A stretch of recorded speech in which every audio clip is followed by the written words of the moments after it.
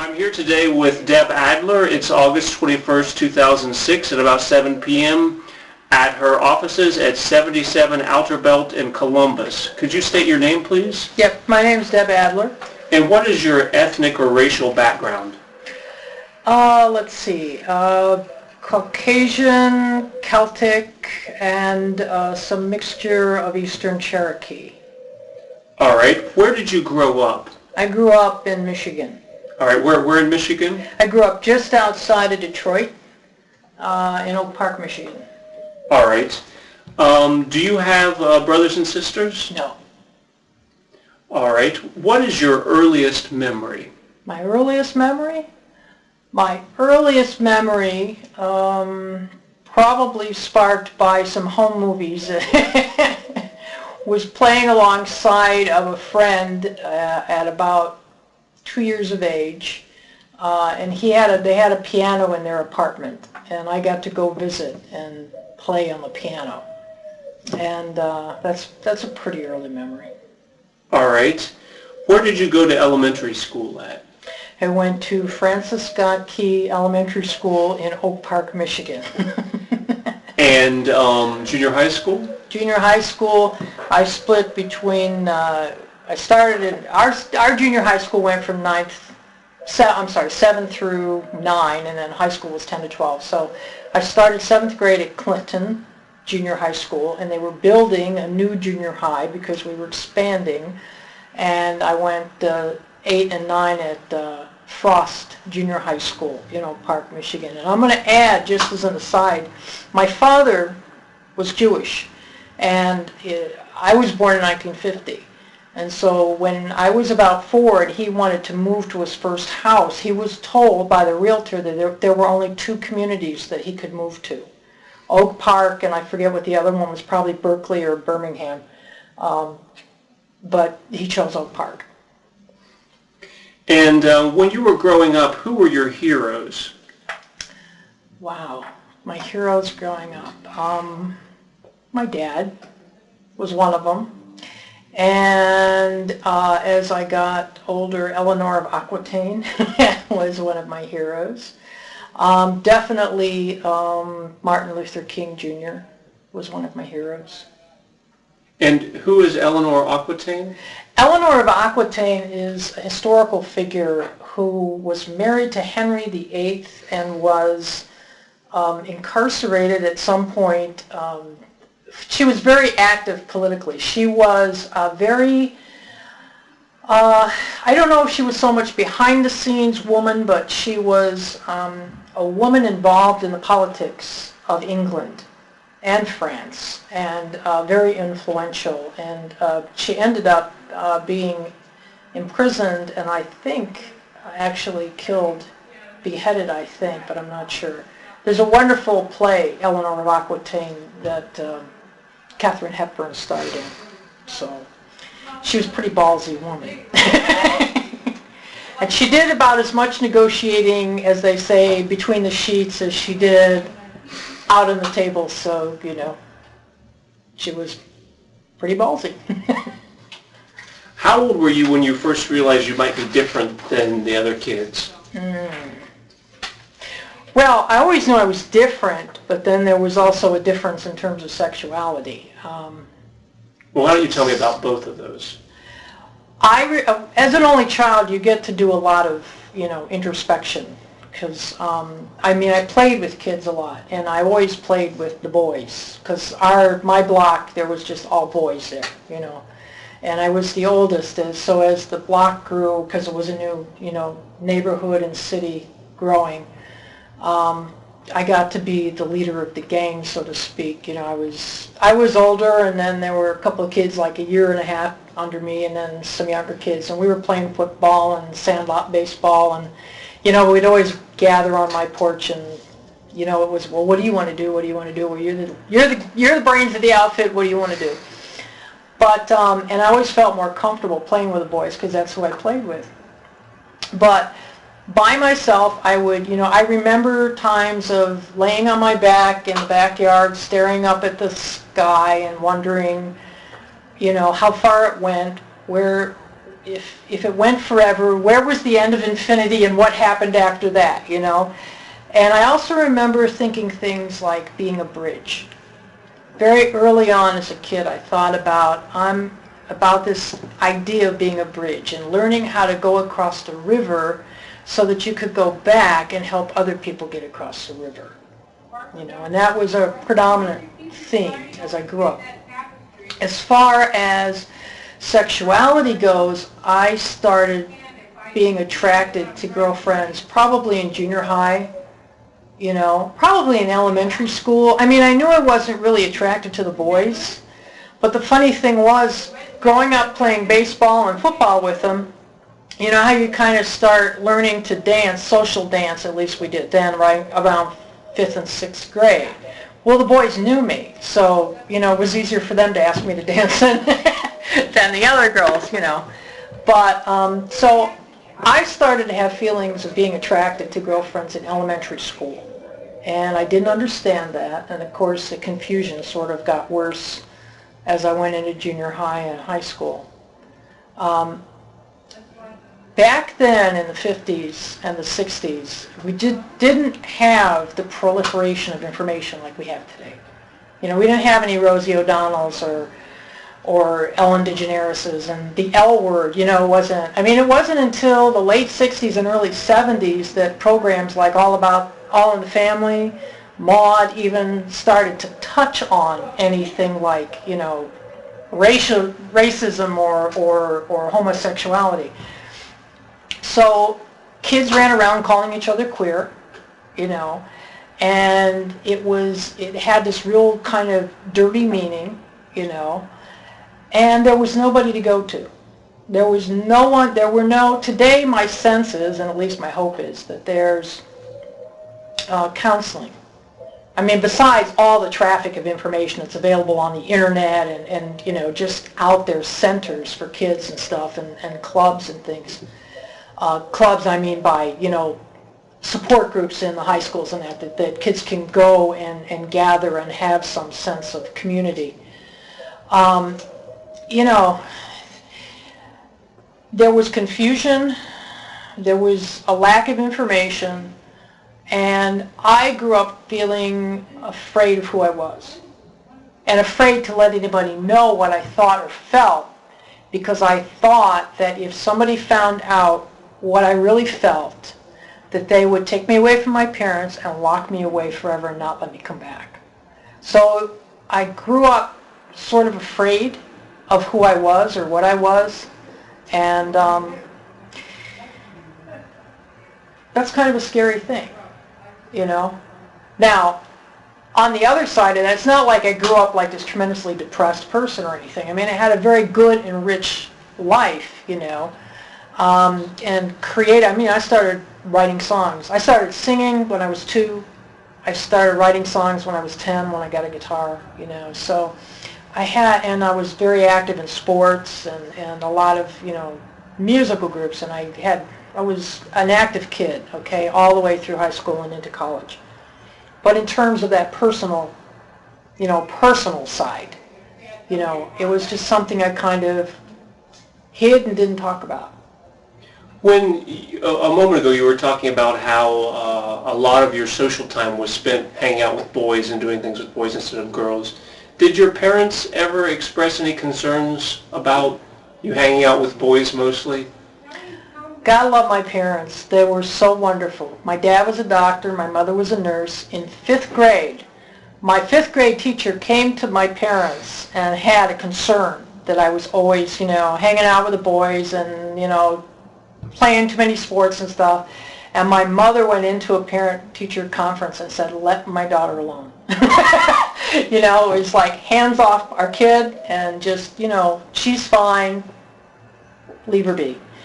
They bought me, I mean, my Christmases consisted of, I remember one wonderful Christmas, I got a hatchet and knife set and a football, and at that time it was the 7th Webster's Collegiate Dictionary, you know.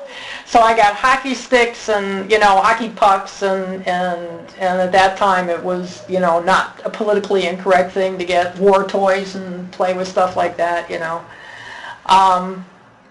So I mean, they just had a good kid growing up.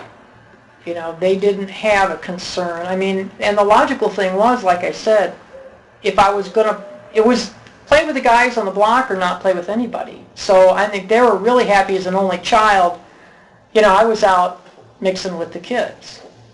So, no, they didn't have concerns or reservations. And when it came up, they were like just, you know, our daughter is normal, she's playing with kids, so back off.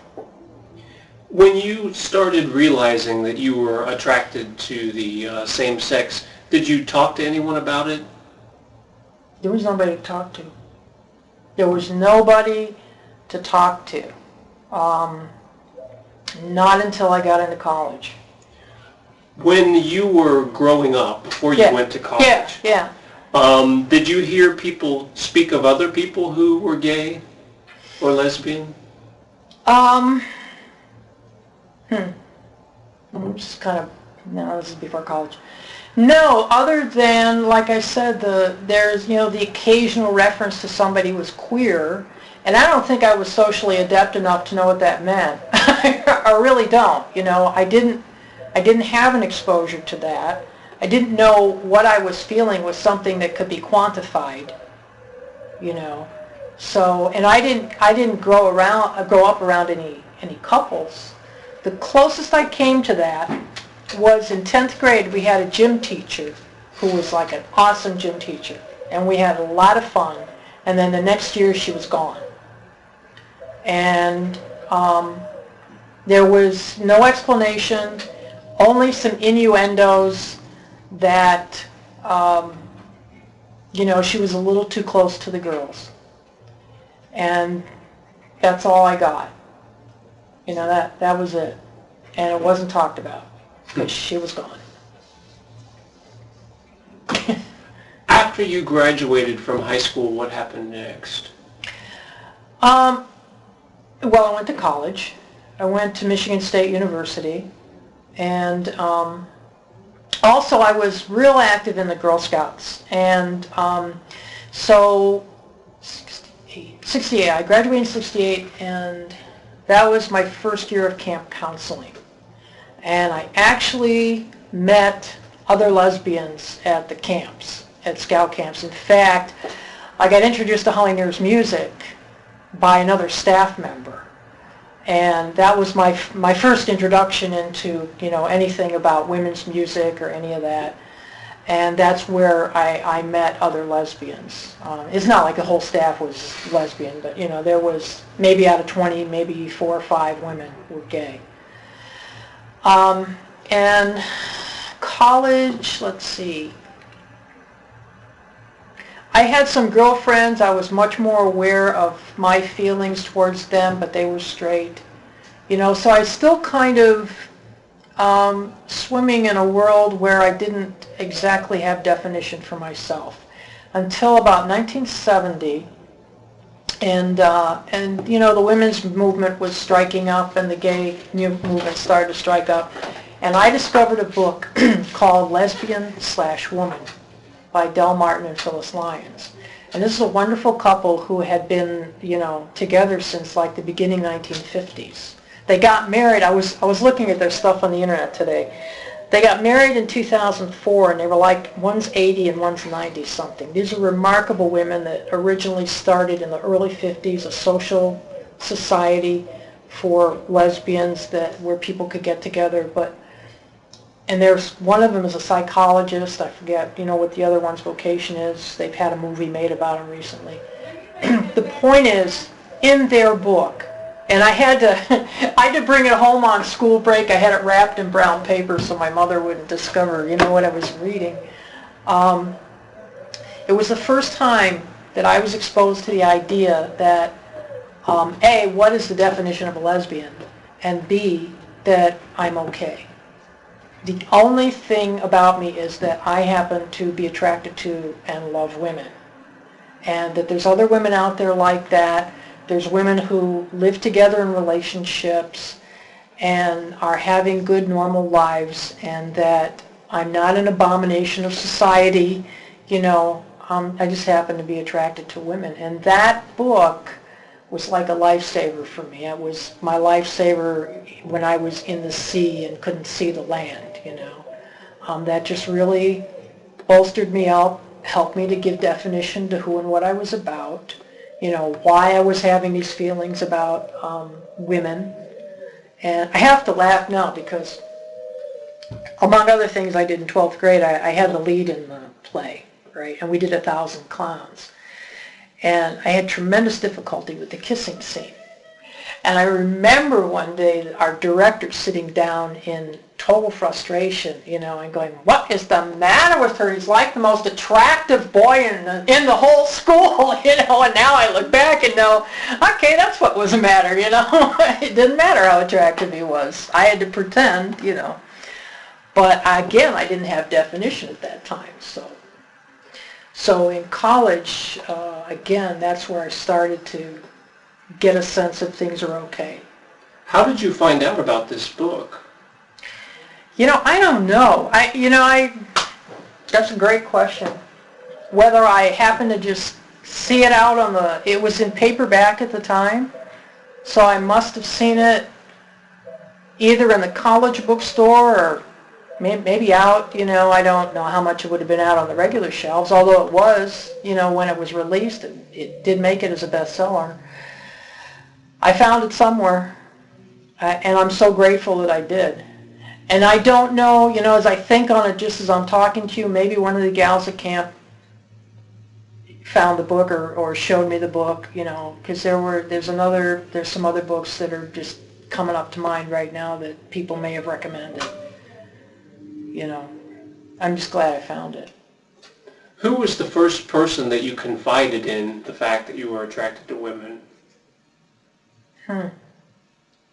Probably one of my friends at camp. Was that a difficult experience?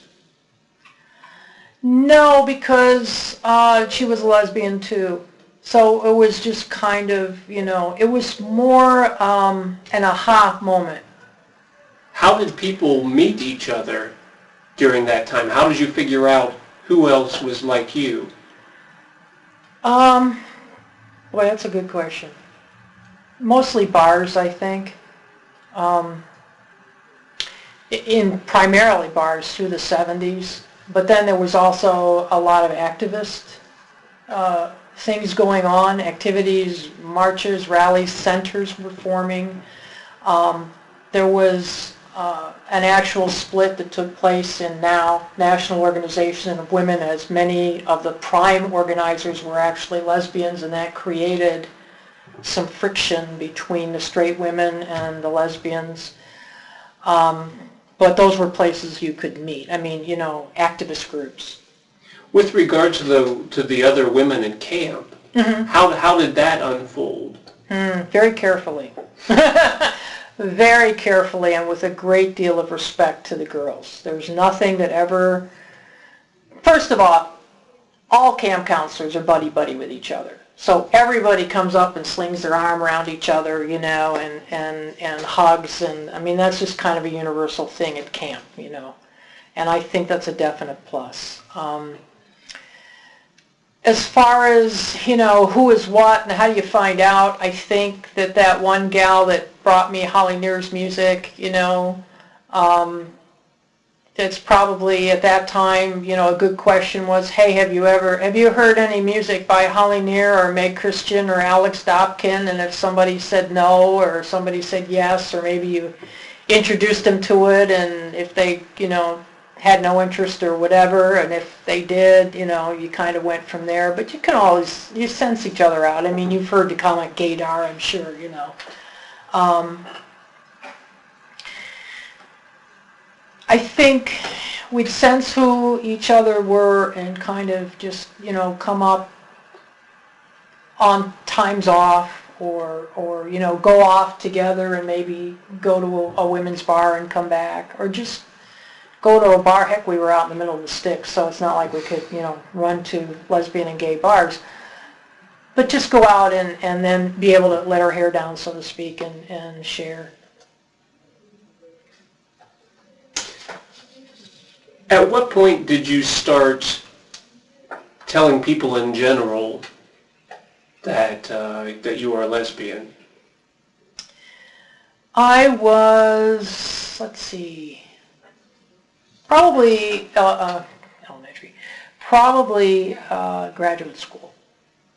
I was, well, I started in the late 70s becoming active as a singer at lesbian events, at women's events, feminist events. I have some things to show you. So I mean, I was out. I was out publicly, and my music. I released a cassette tape of original music that 1982, and the songs on it include "Talking Gay Bar Blues," "Politically Correct," "Lament for Battered Woman," "Woman's Song Rise Up." They were all either feminist, pretty much, or lesbian tunes. So, and I distributed that through Lady Slipper Music. And then I was touring and booking myself as a lesbian feminist performer. So that was sort of my coming out, I guess, through my music. Was that around the time that you informed your family, or? You know, my mother, I never really came out and said, "Mom, I'm a lesbian." My mother was born in 1909, and kind of, she was 42 when she had me, so she was actually old enough to be my grandmother. And she came from a whole nother time period, almost, you know. It's kind of hard even to imagine that innocence today, but I don't think she would have gotten it. And it was one of those things that, I mean, I shared with her all the tapes and things that I did, all my music, all the publicity, anything that was ever written about me, I sent back, you know. And she just, God love her, collected it all, you know. But I don't think it registered, or if it did, you know, it didn't come up as a major conversation, and I never beat it over the head. One thing I've gained a real appreciation for is, you know, we run through high school and that, and we keep crying for our independence, and you know, we want our own lives and all that, and there's a point where parents reach where they don't really want to know so much, they just hope you do well, you know, and love you. My dad, it came up in conversation because I was working actually at a public relations firm run by a lesbian, and there were all lesbians in it, and she was having issues with me being out as a performing artist and people knowing that I was part of her firm, because she was out to her friends and colleagues, but nervous about, I don't know, it was a very strange situation. She got very nervous, okay? A lot of different levels of out. A lot of different levels of out, yes. So she was kind of out on a personal level, but wasn't, you know, ready to be associated with me being out on a national level. So, you know, and when some shit started hitting the fan, you should pardon the expression, you know, and I had to talk to my dad about that. He was, well, you know, it came up in conversation, and he really didn't miss a beat. He wasn't thrilled, you know, but I also at some point had to share with him that I was an alcoholic and going into treatment. He wasn't happy about that either, but he didn't stop loving me. You know, in either case, they didn't stop loving me. And so, you know, they were allowing and loving, and that's where it was. That was a part of my personal life that I didn't have to hammer over the head to them, you know, because we had other things we shared. So tell me about how you concluded your undergraduate studies. Well, I spent 2.5 years at Michigan State, and then I was in some very active stages of alcoholism, and so I just really messed up. I came home, I was hospitalized with what they called exhaustion, and a few other things that they totally just missed the boat. I stayed at home for about 1.5 years and kind of hid out there, you know, did things for my mom, which made her happy. And then I started all over again at Wayne State University in Detroit.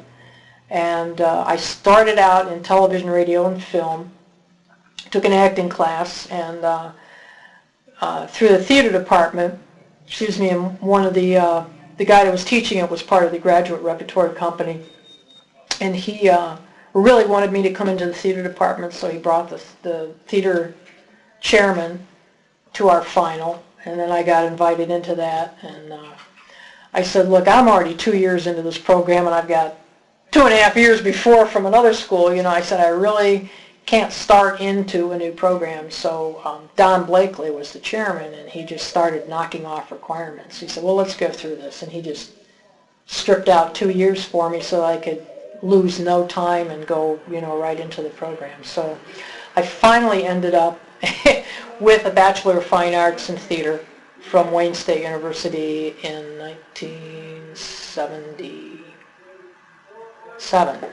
Right, and then I went 77 to 80. I took a Master of Fine Arts in Acting from Case Western Reserve in Cleveland.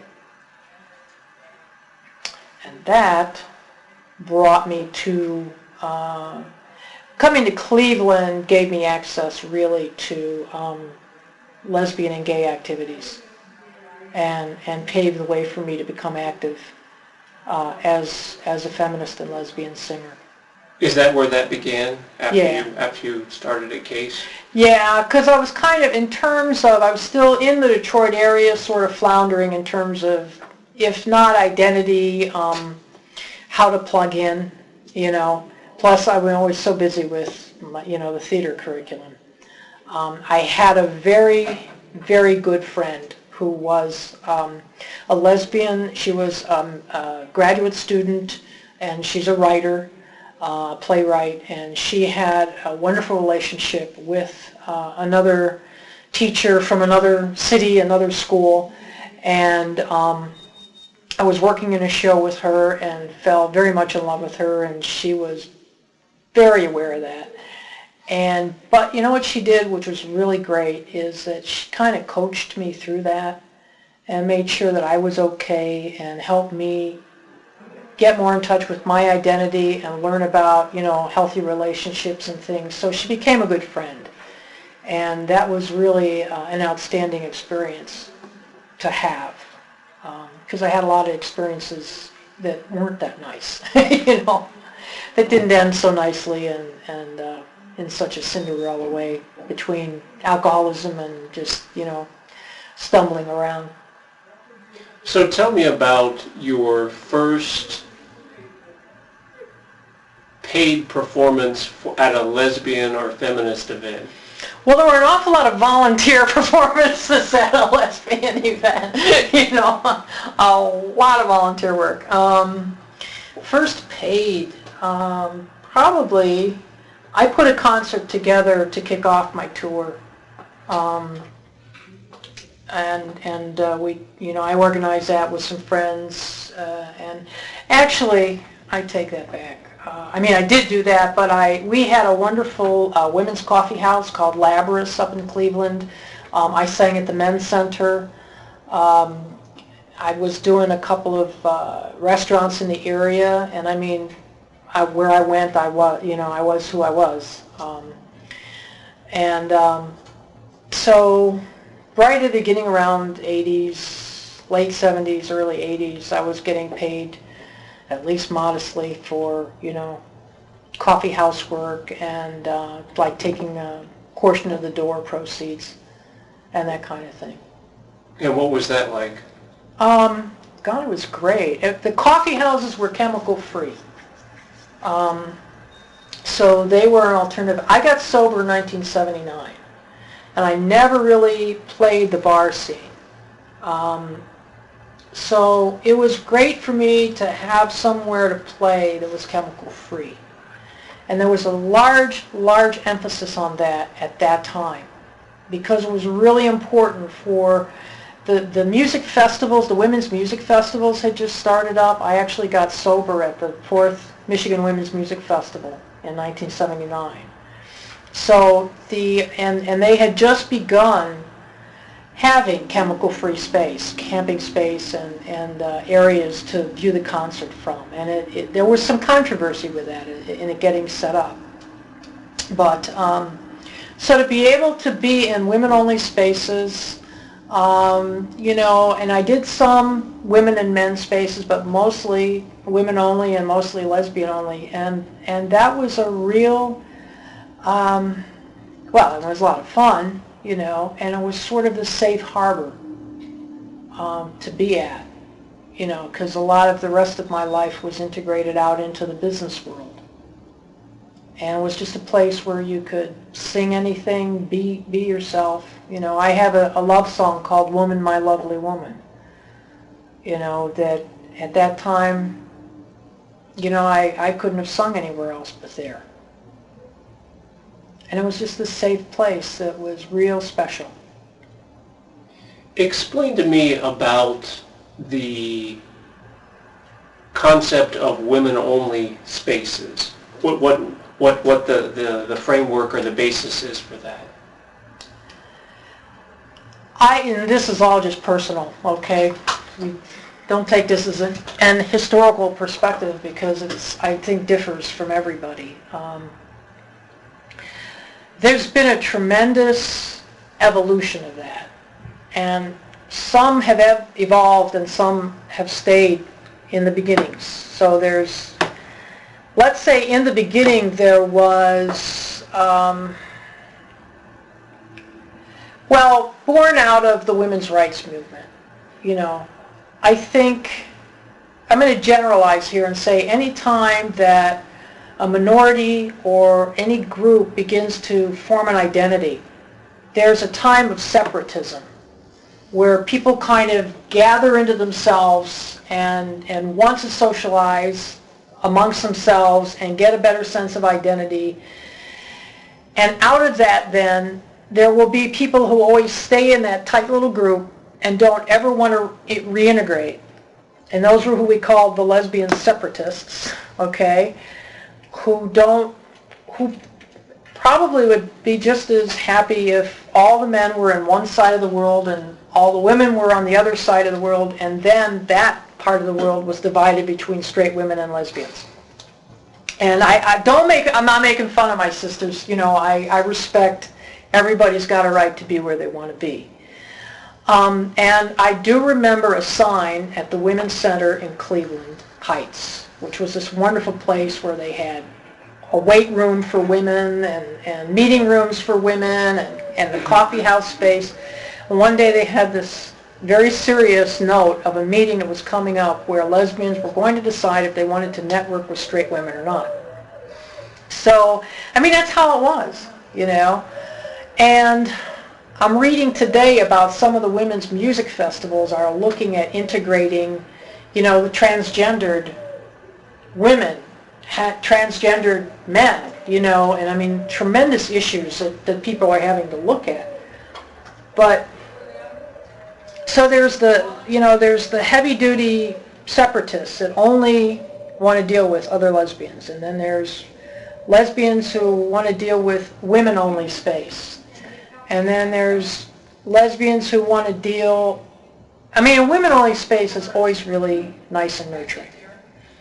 I come from, my grandmother's Eastern Cherokee, okay?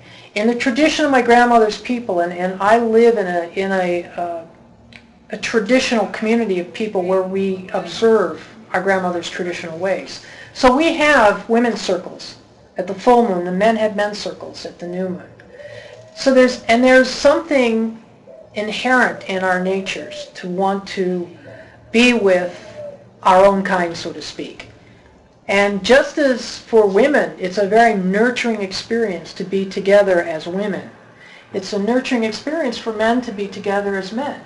There's things that you guys can talk about amongst yourselves that you may not be able to talk about with us present, whether we're straight or gay or whatever, you know. So there's always kind of a nurturing that takes place. For myself, I'm very integrated into the world at large. I love our women's circles. I love being able to affiliate with other sober lesbians, because that's real special for me, and that's where my primary contact now is with the lesbian world, okay? Because I don't go to bars, and I don't want to play at bars, and it's not a healthy place for me to be. Even 26 and a half years into sobriety, I want other space for socialization. So I think, I don't know, I'm really getting at an answer to your question, but there's times when I want that women-only space. There's times when I treasure the lesbian-only contact. But if we're going to be truly effective as human beings, we have to be integrated into all aspects. Because for one thing, in addition to everything else I'm a student of quantum physics. And just even chemistry. In biology, we are people of opposites, the human being. And each one of us, whether we express as feminine or express as masculine, we have the balance of masculine and feminine energy within us. So for me to reject the male population is to ultimately be rejecting an aspect of myself. Okay? So for me to be whole and well, I have to embrace my totality. To embrace my totality involves embracing you as my opposite. That doesn't mean, as I said, from time to time, I love that little safe space of lesbian only or women only. It's sort of this little safe pocket that you can go to from time to time, and it has its purpose. But for my life, it's not an exclusive. I don't know, does that answer the question? Sure. Okay. Sure. Tell me about what the lesbian dating scene and bar scene was like when you first started taking advantage of it in the 70s, I guess, would have been. Early 70s, yeah. I really didn't. I really didn't take advantage of it. When I drank alone mostly, so when I went to a bar, I wanted to just drink, really. I wasn't too interested in picking somebody up. Sometimes I did, because I was already too drunk to not. But even then, there was a frustration for me about just, going somewhere, getting drunk, and just taking anybody home. And that seemed to be built into the bar situation.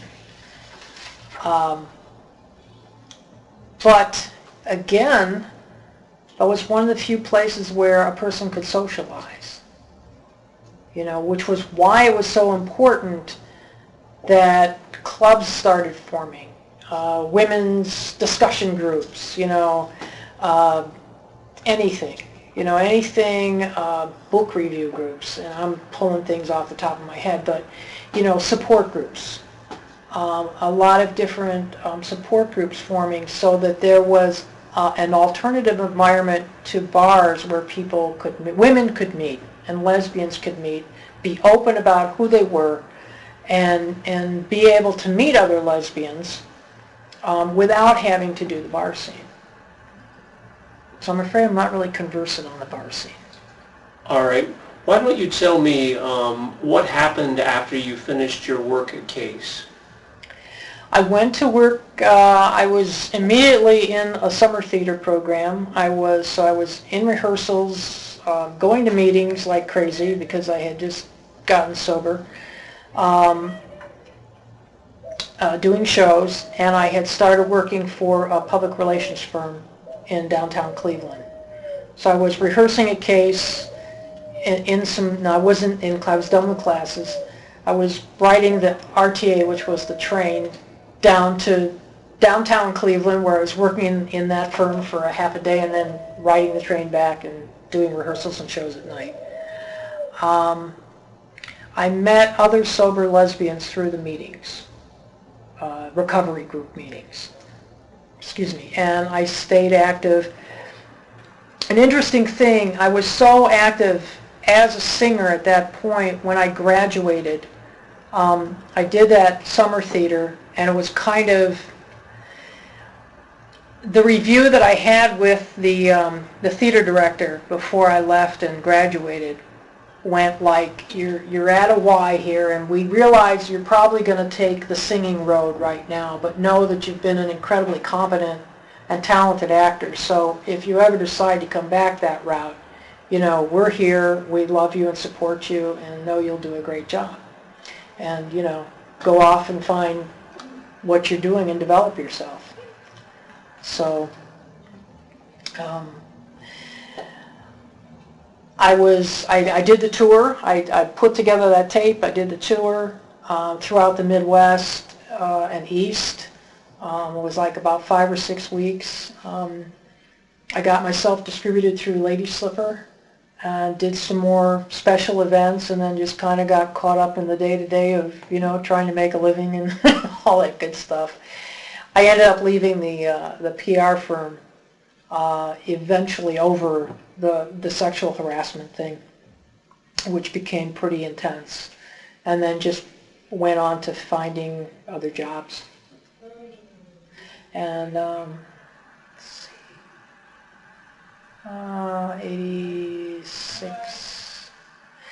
1986, I became involved in the Center for Human Development, which is an international volunteer group of professionals, people from all walks of life, involved in humanitarian projects, personal, professional growth, spiritual growth. And we started doing some building down in southeastern Ohio, and we have over the years built what is now a retreat and training center down there. And we're just putting the finishing touches on Ancient Village, which is an historical and educational site that we're opening to the public. So that's where that took me. How was it that you got involved with that? I was introduced there by some friends. I was doing singing and music workshops with a fellow that was part of a Unity Church in Mayfield Heights that I had gotten involved in, and some people from there introduced me to the director of the center, and I went there to do a workshop and a concert with Greg, and just got more involved. They had a Monday night class that I was invited to come and open with music, and it just sort of, you know, blossomed from there, doing different studies and doing workshops and getting more involved, and then going down to the farm property and helping to get involved in that building process. When you say workshop, what are you referring to? I had a workshop that was the healing vibrations of sound, where I had like a 2-hour or a 4-hour or a full day workshop where I took people through a place of discovery, discovering the music within. We all have a song, and we have too many people who are taught in the school systems to not sing. And it's one of the most damaging things that can be done to someone from a standpoint of self-image and just from the standpoint of health, because sound is vibration, and vibration is energy, and there's a unique connection between the mind and the heart through the artery that comes through the throat, connects the 10th cranial nerve, I think it is. And so when we sing, we open the heart and mind and we heal ourselves. And those are workshops that I took people through discovery of being able to do rhythm, you know, on anything, playing drums, and how if you take a room full of 20 people and you tell each one of them, just pick a rhythm, and they all start chaotically, unorganized, doing their own thing, it evolves into something that's harmony, and that actually flows together, and it has its own ebb and flow, and it'll crescendo, and without ever directing them, they'll bring it finally to a completion, and it's very healing individually, and it's healing for people together as a group to grow as a sense of community. So that's the workshop that I had. How was it that you ended up in Columbus? Well, where I live right now is 45 minutes away from sort of the nearest stores, and it's not at this point, self-sustaining entity. I was commuting from Cleveland down to that location. It was like a 2.5, 3-hour drive. There's a number of us there who are resident staff, and we are actually equidistant from Columbus and Pittsburgh. And for whatever reason, we chose to, a number of us drive into Columbus and start some business ventures. And, Columbus is a great town. Columbus is, well, besides being considered the San Francisco of the Midwest for lesbians and gays, it's a great town for entrepreneurialism. When the economy is not going well everywhere else, Columbus manages to keep its head above water. And there's a lot going for Columbus that I love. I have the best of both worlds. I drive 2 hours home every night. I drive 2 hours in the morning. But I can see the stars unencumbered when I go home, and we live on 82 beautiful acres, and a number of us and people from all over the world have helped to build, this place out there that encompasses a very large vision of a place where people can come and work together and learn together and hold conferences and just, be on a healing piece of land that has connections to indigenous peoples from around that area. So is this like some sort of communal living arrangement? No, it's more, there's staff out there. There's people who have made a decision to live out there for the ongoing maintenance of it. Because we have people coming and going from all over the country and all over the world. All right. Yeah. Tell me about your webcast and how that came about. On Eagle's Wings started again back in sometime in the late 80s or 90s. It was an outgrowth of the Center for Human Development, and the founder of the center, Parisha Taylor, was the main host, and I was the co-host. And it's built on the idea of providing positive input for people. There's so much out in the news that is just derogatory. It's, you got to capture the ugly stuff and sensationalize it. People are hungry for the positive information, but it's not sensational, But if you go into a bookstore and you see the number of self-help books that are for sale, people hunger to improve themselves. They hunger to expand their minds. So our premise was to provide a show that featured renowned scientists, authors, speakers, everyday people that are meeting challenges, and in service to others, and to focus on those people and those stories and bring those. And we started in a couple of markets in Cleveland. We grew to Toronto, Florida. We did some other syndication of the show. We were actually carried by an AM station who cut its teeth on somebody kind of like Rush Limbaugh, very, negative and that kind of thing. And we had an hour show once a week, and it took about 3.5 or 4 weeks for us to find out. It was somebody who worked inside the station who knew somebody in our organization who said, "Do you guys know what ratings you're pulling?" And we're like, "No, they're not telling us anything." We actually, our show had gone to the top of the ratings in the first week and a half, outdistancing their major Mr., the world is awful and everybody is a fool kind of programming. So they didn't want to tell us, but it did. And so out of that, recently we wanted to bring that back to, with the advent of technology, be able to put a 24/7 webcast together where we can take interviews of, again, renowned artists, authors, people who have made a key contribution in various disciplines, and everyday people who are out there making, again, a contribution and working for a better world. Working for understanding, trying to bridge differences. It's one of the things that I'm putting together a show that's called Living Gay, Ordinary to Extraordinary, where I can not only interview the Ellen DeGenereses, but, the people like you that are bringing together history of people,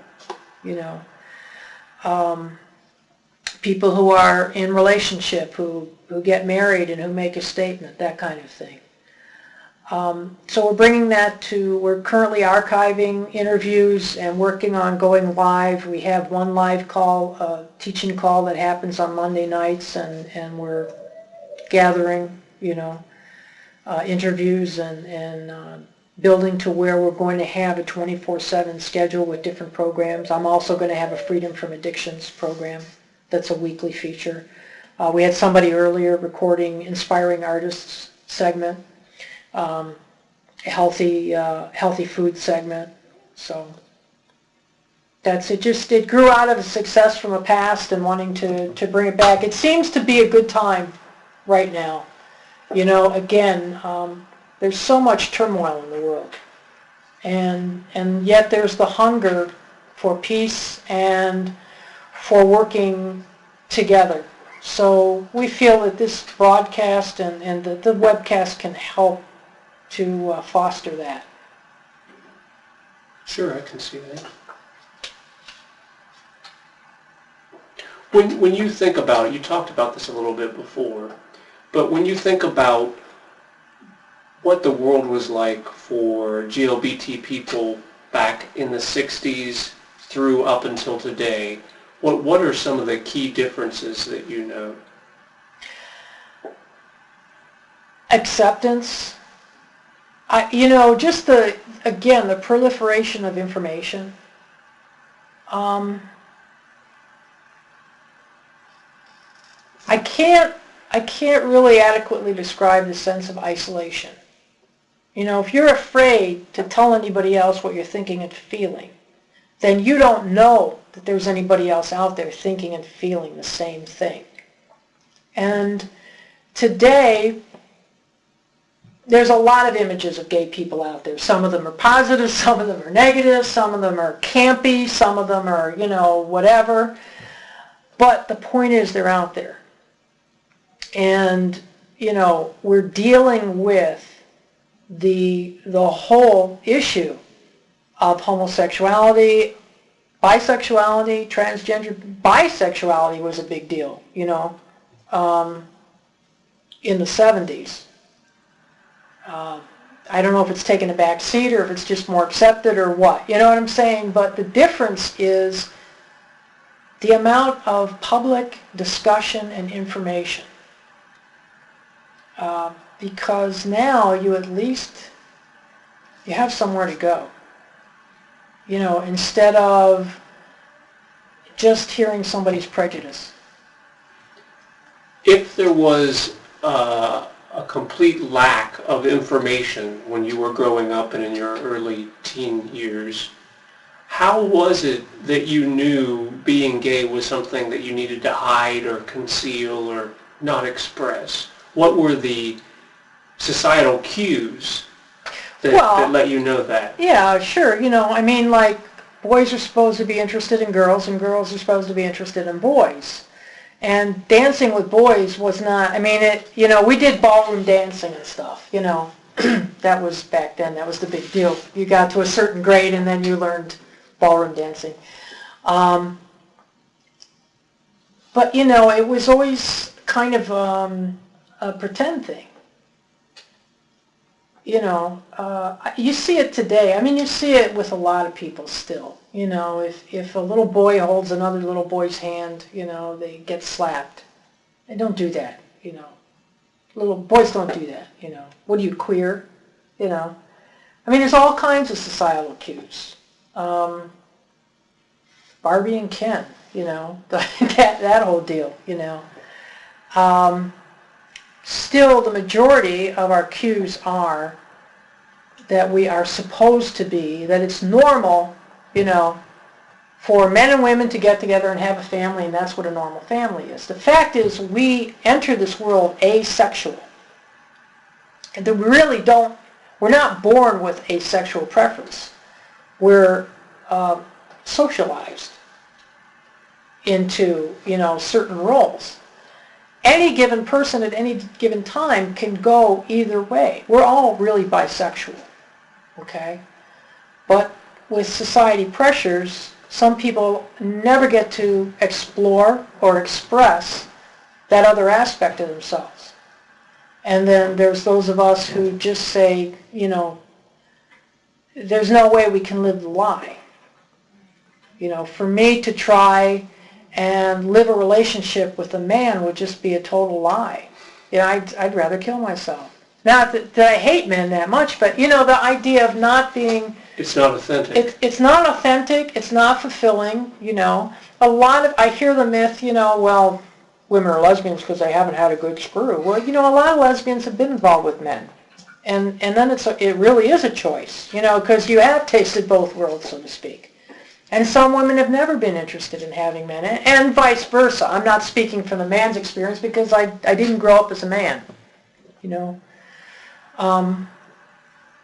So that's, all the societal cues are still there, you know, and there's always, I think there was always an undertone, you know.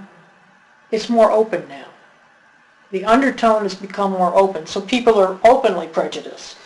And they'll talk openly about their prejudices, where there was the unspoken. In talking about your life today and different things you've been involved in, different pursuits you've followed, are there one or a couple of things that when you think about, you think, gosh, that's something I'm really glad I did or that I'm really proud of? I try to have everything be something I'm glad I did and be proud of. I try not to have any regrets. I'm working on getting, I just released another CD in last October. And I've got plans for actually 4 more. 2 more singles and a double set. So I did take some time out and really focus on building that retreat center and getting some more global goals accomplished. But I've always been there as a lesbian, you know, so I'm not hidden in that family. I'm not hidden in that community group, okay?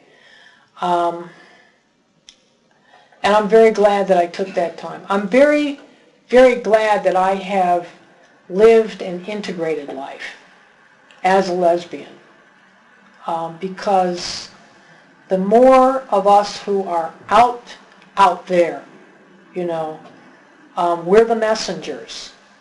We're the path weavers, and we're the messengers that are going to make it safe for the people who are still hiding in the closet or fearful in suburbia and hope that nobody gets it, that, you know, Jane and Jill are living together with their 4 kids and, you know, and think that it's something more than just coincidence. You know, and I mean, that sounds silly, but, you know, I live in rural America, and there's places where it's still dangerous to be gay. I mean, it seems it can be dangerous everywhere. You know what I'm saying? But there's, I mean, as out as things are in some places, they're still as closeted in some other places. And we need to level that playing field, so to speak. I'm grateful I went out and sang. I'm grateful I've been involved in the Center for Human Development. We teach all around the world. You know, I've been in beautiful places and brought people a chance for self-discovery and shared openly that I was a lesbian, and that's opened a few eyes, and it gives them something to think about, you know. And even in whatever mistakes I've done, I've been grateful for the chance to learn. You know, there's a saying in one of the recovery books, no matter how far down the scale we may have gone, we will be able to share our experience, strength, and hope with others. So even the rough rides, and I've had a few, you know, I'm glad there was somebody there to love me through them, and I'm glad that I'm still here now to be able to share what was given with me.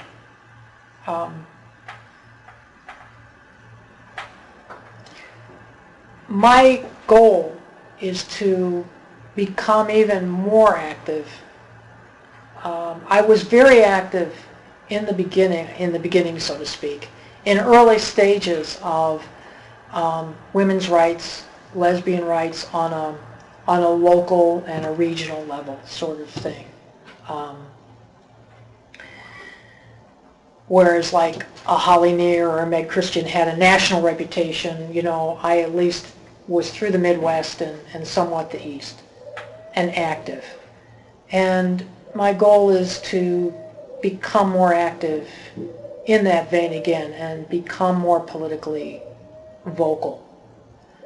And again be able to use what I do as a musician and as a performer and speak for human rights, but also, you know, certainly for lesbian and gay rights. I think one of the best things could be if I could be on a stage that's to a general audience and be able to sing that song, Woman, My Lovely Woman, and, you know, have it be okay. And I see us evolving that way, you know. There are women today in the rock world, in country, that are openly gay. Maybe they don't sing gay music on stage, but their audience knows that they're lesbians. They can do that because of the women who went before them and sang at women-only events and opened the way, you know. So we're evolving.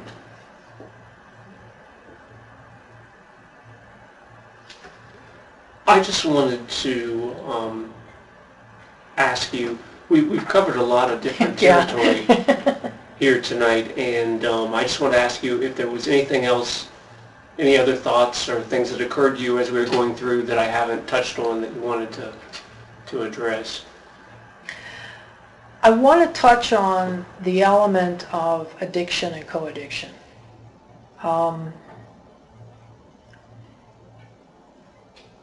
It's very, very important for us to have alternatives as lesbians and gays to the bar scene.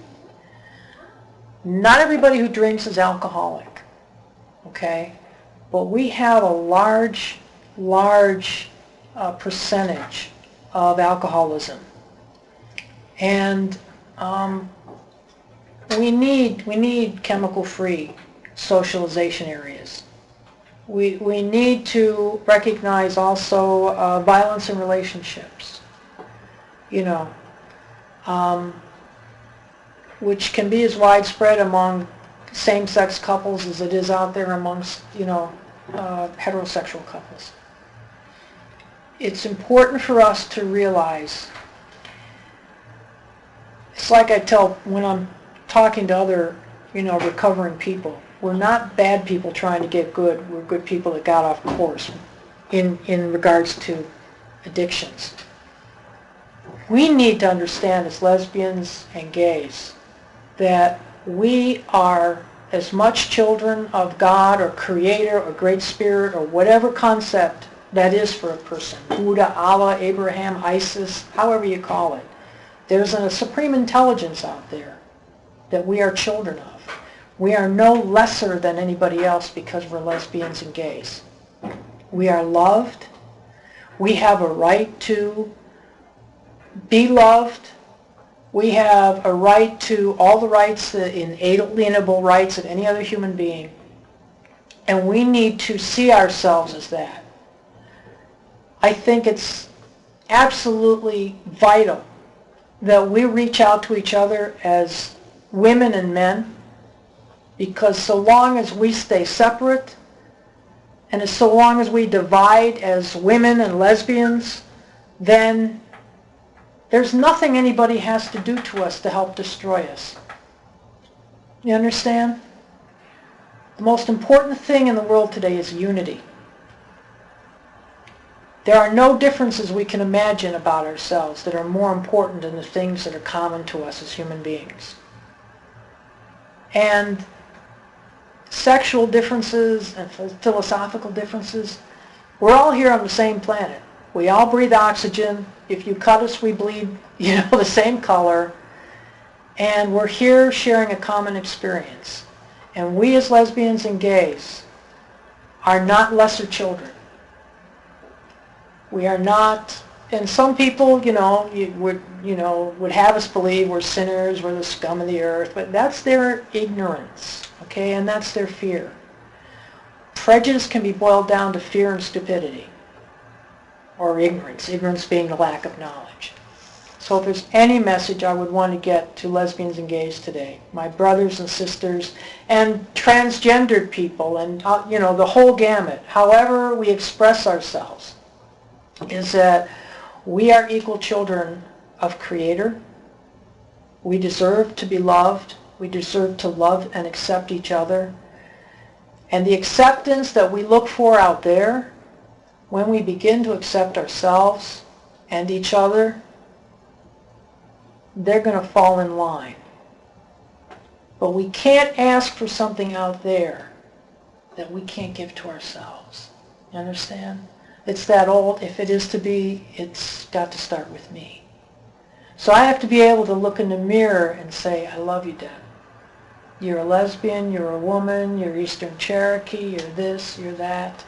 And there's something that looks back at me in the mirror through these eyes, which are the window of the soul, that says, I love you, and that I accept that. And that I can look at you and know that we have differences, that I can look into the windows of your soul and say, I love you, because we're equal here on this planet. And for us to get along is absolutely vital, because this world suffers from people not getting along. And choosing to focus on differences rather than what we have together. I think that's my primary underlying message. We need to look at each other and know we don't really have any differences to speak of. I may go to bed with a different partner than you do, but we both have needs to be loved and to love. And we both desire and deserve respect.